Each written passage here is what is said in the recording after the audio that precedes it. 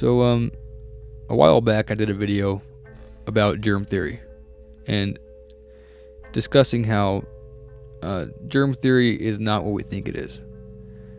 That's why it was a theory. I mean, it says it right there in the name. But people believe it's a fact. Like, they just think, oh, it was figured out by some smart people somewhere, and it just has to be true now. And, I'm not saying I know all the answers. I don't know for sure what's going on with everything. But to me, it seems that there's a lot of evidence against germ theory. And, there's another theory called terrain theory that was actually, the accepted theory at the time that germ theory was presented. People actually believe more in terrain theory because it makes more sense. And so, really, all that was just believing that if your body is healthy, then you will be healthy. As long as you take care of your terrain in your body. You don't eat junk food. You take care of your body, and your body takes care of you. It's basically as simple as that. And but today people think about germs as if like they're just flying around, viruses and stuff, and it doesn't matter how healthy you are. You might just randomly swallow a virus and then you're sick really bad or something. But that's not how it works. It's simpler than that. You take care of your terrain, and you'll be healthy. Obviously, today we live in a society or a world, where there is just so much electromagnetic energy going around, like EMFs, and like it really disrupts our cellular makeup. I think it just causes problems for us because it's like a frequency that's just messing with our frequency.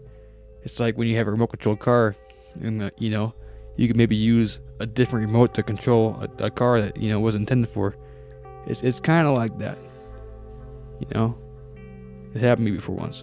True story. But anyways, the thing is, like, what I think is going on is, we have a combination of all kinds of different things making us sick. So you can try to be really healthy, but you can still end up getting sick because we're exposed to so many different things. And that's just like, chemtrails, and the water supply is probably not very good. I mean, they're putting stuff in the foods. Even the organic foods probably got stuff in it.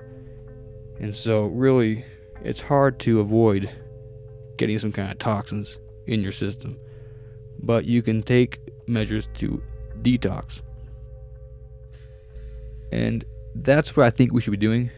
We should be detoxing on a pretty regular basis because, we're exposed to so many toxins that we basically have to by this point. But yeah, so to me, germ theory is not real anymore. I don't really believe in that idea that you can catch a virus and stuff. It just doesn't make any sense because I've just looked into it enough that there's not really any solid foundation for it anymore. But the thing is, I ran into a theory recently, and it's on a channel called Extreme Reality Check, and you can find it on like BitChute because it's not really on YouTube anymore. But yeah, in one of the videos, she was talking about like viruses and how they could potentially be like a computer virus for our body. So what she's saying is that maybe viruses are like nanotechnology.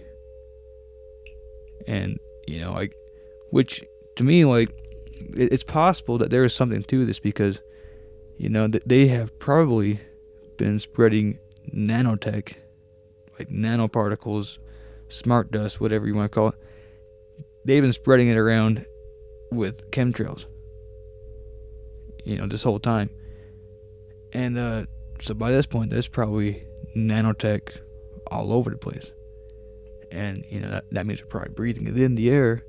So in that sense, you can swallow a virus because, there's actually viruses raining down from the sky from chemtrails. And these are actually nanotech. Like a drone. Imagine how you can control a drone. Imagine a nano drone. you know, and then it can be controlled. And these things like nanotech, smart dust, it's like a hive mind type thing, you know, like all the different particles can be linked together to basically work together as one whole being, basically. And so if these things are actually getting in our systems, they can be controlled individually or, you know, multiple at a time, however they want to do it. And these things can be getting in our system and basically like hacking our DNA the exact same way a computer virus would like hack a computer and you know, start messing with it. It's like the same idea. And apparently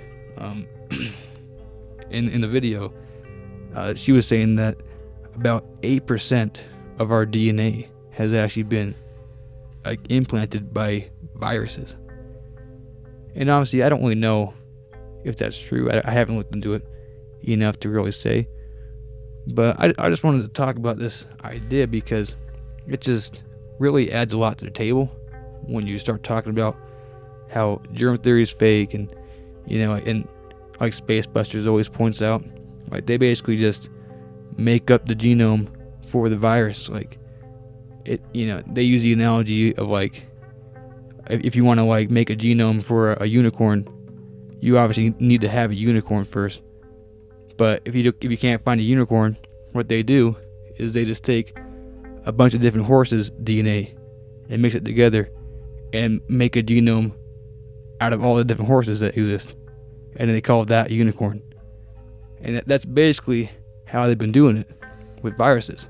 But when you start thinking about viruses being like technology, that adds a whole new thing to the equation, basically, because you know, maybe they are actually making up these genomes, but it's like for a technology of some sort. So I don't know. It's pretty weird.